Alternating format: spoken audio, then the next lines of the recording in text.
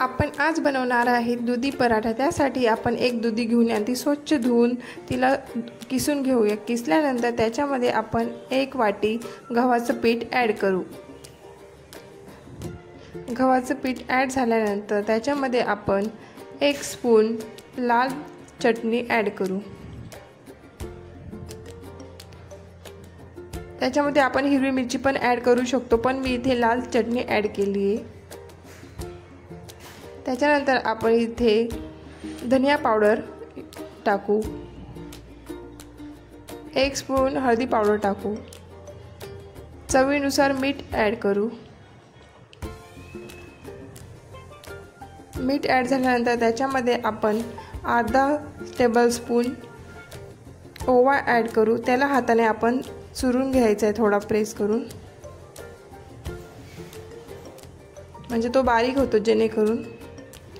त्यानंतर आपण अर्धा स्पून जिरा ॲड करू, त्याला पण हाताने चुरून घ्यायचं आहे।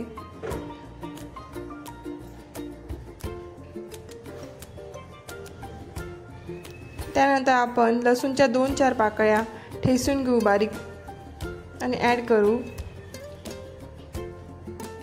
त्याच्यानंतर आपण 1 अद्रकचा तुकडा थोडा किसून घेऊ। अद्रकचा तुकडा हा बारीक किसायचा आहे।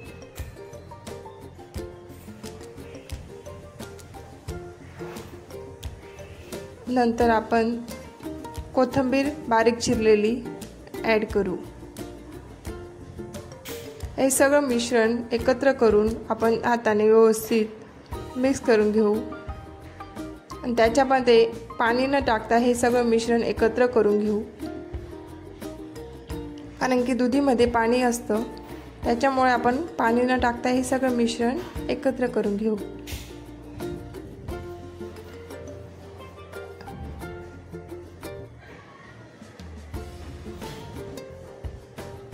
हे सगळं मिश्रण एकत्र झाल्यानंतर आपलं पीठ हे रेडी झालं आहे पराठे करण्यासाठी। तर आपण एक सफेद कापड घेऊ, तो ओला करून घेऊ आणि हाताने हा गोळा घेऊ आणि तो प्रेस करून घेऊ हाताने व्यवस्थित बारीक। आपण याला लाटू पण शकतो, पण जेवढं हाताने आपण प्रेस करून हे पराठे बनवतो ना, ती चव वेगळीच असते आणि पराठे आपले हे चविष्ट लागतात। आपण पॅन ठेवू गॅसवर, थोडं ऑइल ॲड करू, त्यानंतर आपला पराठा इथं टाकू।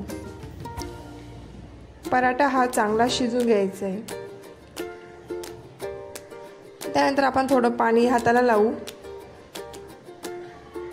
आणि नंतर पराठा आपण प्रेस करून घेऊ हाताने, जेणेकरून तो बारीक होईल आणि त्याची चव अगदी छान लागेल।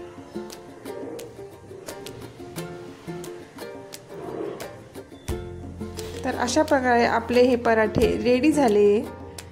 तुम्ही पण नक्कीच ट्राय करा आणि माझ्या चॅनलला विजिट केलं असेल तर प्लीज सबस्क्राईब करा, कमेंट करा, शेअर करा, लाईक करा।